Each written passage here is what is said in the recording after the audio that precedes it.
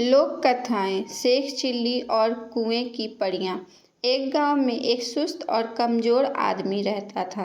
काम धाम तो वह कोई करता न था, हाँ बातें बनाने में बड़ा माहिर था। इसलिए लोग उसे शेख चिल्ली कहकर पुकारते थे। शेख चिल्ली के घर की हालत इतनी खराब थी कि महीनों में 20 दिन चूल्हा नहीं जल पाता था। शेख चिल्ली की बेवकूफ़ी और सुस्ती की सज़ा उसकी बीवी को भी भुगतनी पड़ती और भूखे रहना पड़ता। एक दिन शेख चिल्ली की बीवी को बड़ा गुस्सा आया। वह बड़ी बिगड़ी और कहा, अब मैं तुम्हारी कोई बात नहीं सुनना चाहती। चाहे जो कुछ करो, लेकिन मुझे तो पैसा चाहिए। जब तक तुम कोई कमाई करके नहीं लाओगे, मैं घर में नहीं घुसने दूंगी। यह कहकर बीवी ने शेख चिल्ली को नौकरी की खोज में जाने को मजबूर कर दिया। साथ में रास्ते के लिए 4 रूखी सूखी रोटियां भी बांध दी। साग सालन कोई था ही नहीं, देती कहाँ से। इस प्रकार शेख चिल्ली को ना चाहते हुए भी नौकरी की खोज में निकलना पड़ा। साहूकार नौकरी दे दे, लेकिन निराश होना पड़ा। साहूकार के कारिंदों ने ढ्योही पर से ही डांट डपट कर भगा दिया। अब शेख चिल्ली के सामने कोई रास्ता नहीं था। फिर भी एक गांव से दूसरे गांव तक दिन भटकते रहे। घर लौट नहीं सकते थे, क्योंकि बीवी ने सख्त हिदायत दे रखी थी कि जब तक नौकरी ना मिल जाए घर में पैर ना रखना। दिन भर चलते चलते जब शेख चिल्ली थक कर चूर हो गए तो सोचा कि कुछ देर सुस्ता लिया जाए। भूख भी जोरों से लगी थी, इसलिए खाना खाने की बात भी उनके मन में थी।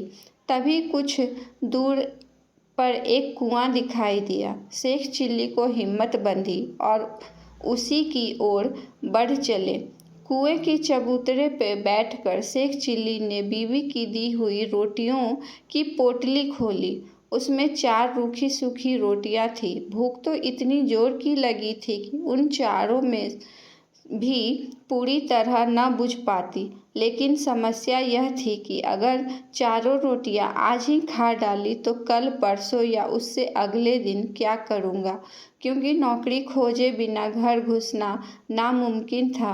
इसी सोच विचार में शेख चिल्ली बार बार रोटियां गिनते और बार बार रख देते। समझ में नहीं आता कि क्या किया जाए। जब शेख चिल्ली ने अपने आप कोई फैसला ना हो पाया तो कुएं के देव की मदद लेनी चाहिए। वह हाथ जोड़कर खड़े हो गए और बोले, हे बाबा, अब तुम ही हमें रास्ता दिखाओ। दिन भर कुछ नहीं खाया है। भूख तो इतनी लगी है कि चारों को खा जाने के बाद भी शायद ही मिट पाए। लेकिन अगर चारों को खा लेता हूँ तो आगे क्या करूँगा। मुझे अभी कई दिनों यहीं आसपास भटकना है। इसलिए हे कुआं बाबा, अब तुम ही बताओ कि मैं क्या करूँ।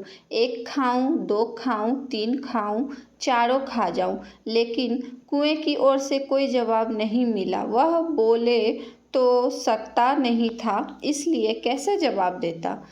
उस कुएं के अंदर 4 परियां रहती थी। उन्होंने जब शेख चिल्ली की बात सुनी तो सोचा कि कोई दानव आया है जो उन्हें चारों को खाने की बात सोच रहा है। इसलिए तय किया कि चारों को कुएं से बाहर निकलकर उस दानव की विनती करनी चाहिए ताकि वह उन्हें ना खाए। यह सोचकर चारों परियां कुएं से बाहर निकल आई। हाथ जोड़कर वो शेख चिल्ली से बोली, हे दानवराज, आप तो बड़े बलशाली हैं। आप व्यर्थ में ही हम चारों को खाने की बात सोच रहे हैं।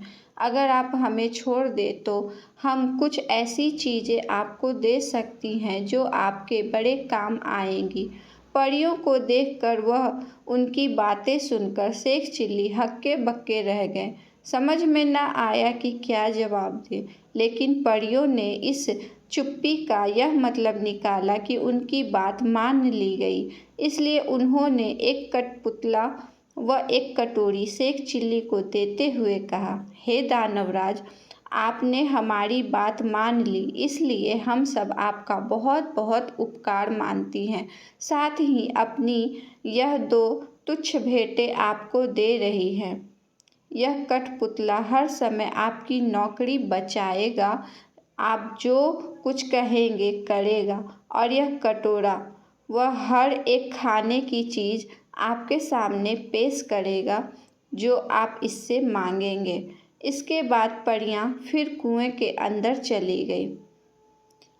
इस सब से शेख चिल्ली की खुशी की सीमा ना रही। उसने सोचा कि अब घर लौट चलना चाहिए, क्योंकि बीवी जब इन दोनों चीज़ों के करतब देखेगी तो फूली न समाएगी।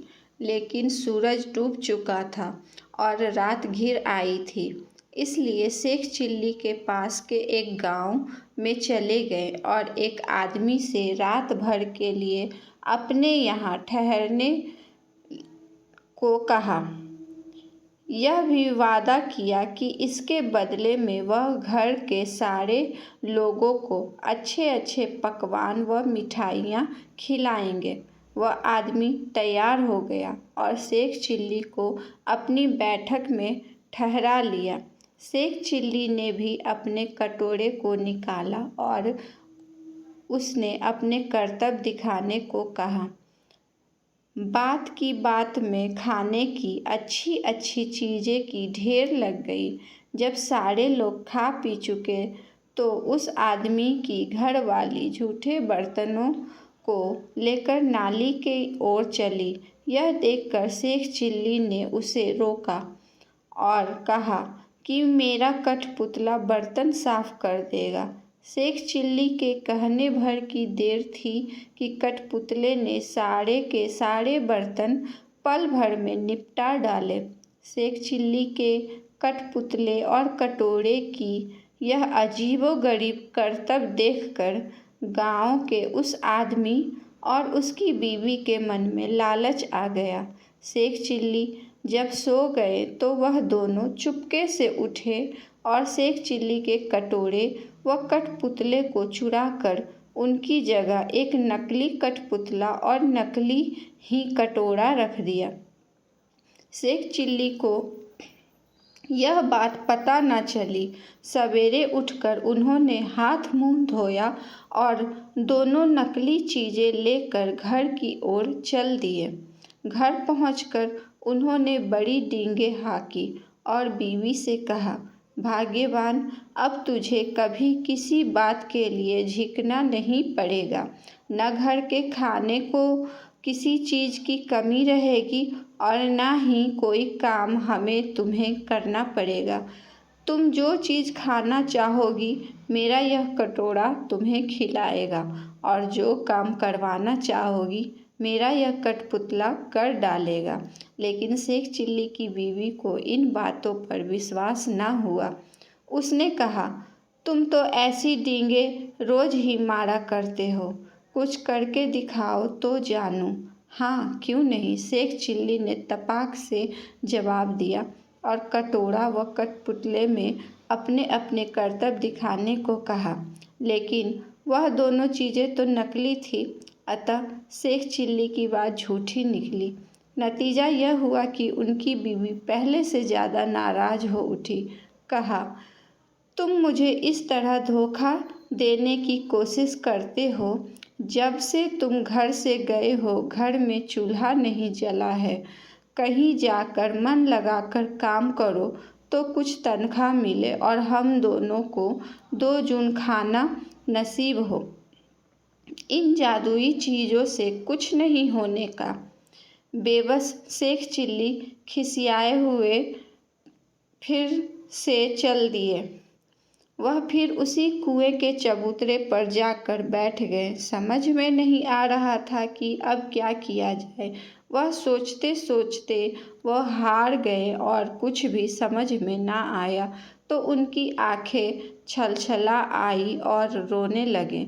यह देखकर कुएं की चारों परियां फिर बाहर आई और शेख चिल्ली से उनके रोने का कारण पूछा। शेख चिल्ली ने सारी आप बीती कह सुनाई। परियों को हंसी आ गई। वे बोली, हमने तो तुमको कोई भयानक दानव समझा था और इसलिए खुश करने के लिए वो चीज़ें दी थी, लेकिन तुम तो बड़े ही भोले भाले और सीधे आदमी निकले। खैर, घबराने की ज़रूरत नहीं, हम तुम्हारी मदद करेंगे। तुम्हारा कठपुतला और कटोरा उन्हीं लोगों ने चुराया है जिनके यहाँ रात को तुम रुके थे। इस बार तुम्हें एक रस्सी व डंडा दे रही हूँ। इनकी मदद से तुम उन दोनों को बांध व मार कर अपनी दोनों चीज़ें वापस पा सकते हो। इसके बाद परियां फिर कुएं में चली गई। जादुई रस्सी डंडा लेकर शेख चिल्ली फिर उसी आदमी के यहाँ पहुँचे और कहा, इस बार मैं तुम्हें कुछ और नए करतब दिखाऊंगा। वह आदमी भी लालच का मारा था। उसने समझा कि इस बार कुछ और जादुई चीज़ें हाथ लगेंगी, इसलिए उसने खुशी खुशी शेख चिल्ली को अपने यहाँ टिका लिया। लेकिन इस बार उल्टा ही हुआ। शेख चिल्ली ने जैसे ही हुक्म दिया वैसे ही उस घर वाले व उसकी बीवी को जादुई रस्सी ने कसकर बांध लिया और जादुई डंडा दनादन पिटाई करने लगा। अब तो वे दोनों चीखने चिल्लाने और माफ़ी मांगने लगे। शेख चिल्ली ने कहा, तुम दोनों ने मुझे धोखा दिया है। मैंने तो यह सोचा था कि तुमने मुझे रहने की जगह दी है, इसलिए मैं भी तुम्हारे साथ कोई भलाई कर दूं, लेकिन तुमने मेरे साथ उल्टा बर्ताव किया। मेरे कठपुतले और कटोरे को ही चुरा लिया। अब जब वे दोनों चीज़ें तुम मुझे वापस कर दोगे, तभी मैं अपनी रस्सी व डंडे को रुकने का हुक्म दूंगा। उन दोनों ने झटपट दोनों चुराई हुई चीज़ें शेख चिल्ली को वापस कर दी। यह देखकर शेख चिल्ली ने भी अपनी रस्सी व डंडे को रुक जाने का हुक्म दिया। अब अपनी चारों जादुई चीज़ें लेकर शेख चिल्ली प्रसन्न मन से घर की ओर वापस लौट पड़े। जब बीवी ने फिर देखा शेख चिल्ली वापस आ गए हैं तो उसे बड़ा गुस्सा आया। उसे तो कई दिनों से खाने को कुछ मिला नहीं था, इसलिए वह भी झुंझलाई हुई थी। दूर से ही देखकर वह चीखी, कामचोर, तुम फिर लौट आए। खबरदार, घर के अंदर पैर मत लाना, वरना तुम्हारे लिए बेलन रखा है। यह सुनकर शेख चिल्ली दरवाजे पर ही रुक गए। मन ही मन उन्होंने रस्सी व डंडे को हुक्म दिया कि वे उसे काबू में करें। रस्सी और डंडे ने अपना काम शुरू कर दिया। रस्सी ने कसकर बांध लिया और डंडे ने पिटाई शुरू कर दी। यह जादुई करतब देखकर बीवी ने भी अपने सारे हथियार डाल दिए और कभी वैसा बुरा बर्ताव न करने का वादा किया। तभी उसे भी रस्सी व डंडे से छुटकारा मिला और शेख चिल्ली ने अपने कठपुतले व कटोरे को हुक्म देना शुरू किया। बस फिर क्या था, कठपुतला बर्तन, भाड़े व जिन जिन चीज़ों की कमी थी झटपट ले आया और कटोरे ने बात की बात में नाना प्रकार के व्यंजन तैयार कर दिया।